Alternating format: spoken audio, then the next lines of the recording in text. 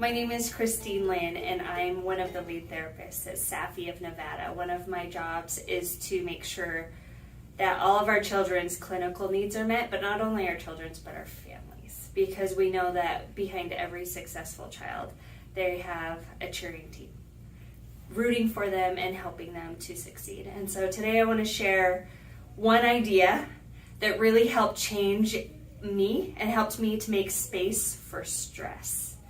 We're in Las Vegas, and the past week has been 100+ degrees, and so the first thing that pops in my mind is a nice swimming pool. So I'm going to take you there. Imagine the best swimming pool you've ever been in, so relaxing, wherever that might be. And that swimming pool is your sweet spot. That's a good place. That's where you want to hang out. When we are regulated, big things happen in our lives and we're able to keep our cool.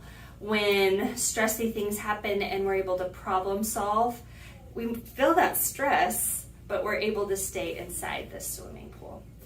So what happens for humans, children included, when we experience chronic stress or abuse and neglect, how we go swimming, how we stay in this pool changes. And so at the top of the pool, I want you to imagine big stress that you could see.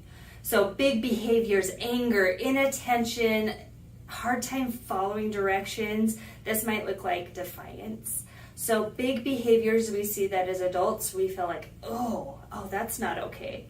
You should really stop that. So that's at the top of the pool. So here's our sweet spot. There's the pool. And so big behaviors are up here.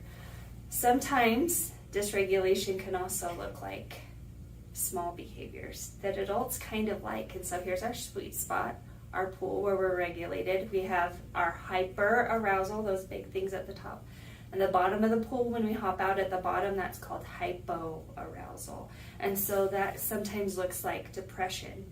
It looks like a kid who might seem checked out when you're talking to them, slow to respond to directions.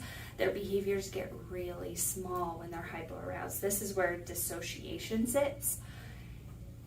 And I want you to remember that because most of the time adults don't like the hyper-arousal, but sometimes we're tricked by the hypo-arousal.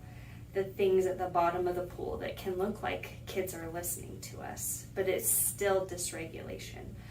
And so, for me, I've had really safe adults in my life. I've done therapy. I've taken care of myself. I've processed difficult things. And so for me to stay in this swimming pool, this place of regulation where I don't feel really hyper-aroused or hypo-aroused, I'm able to ebb and flow.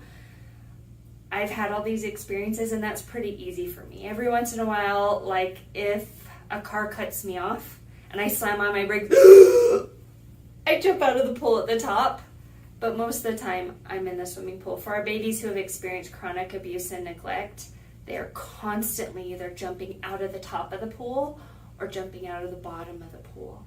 And they can't get back in the pool of regulation until us as adults come alongside them and help them calm. And so in our pool analogy, if we think about kids who haven't learned how to swim yet, we're going to get in the pool with them. We're not just going to give them a floaty and say, okay, practice kicking. We're going to get in that pool with them, and we're going to help them calm. We're going to help them know how to paddle.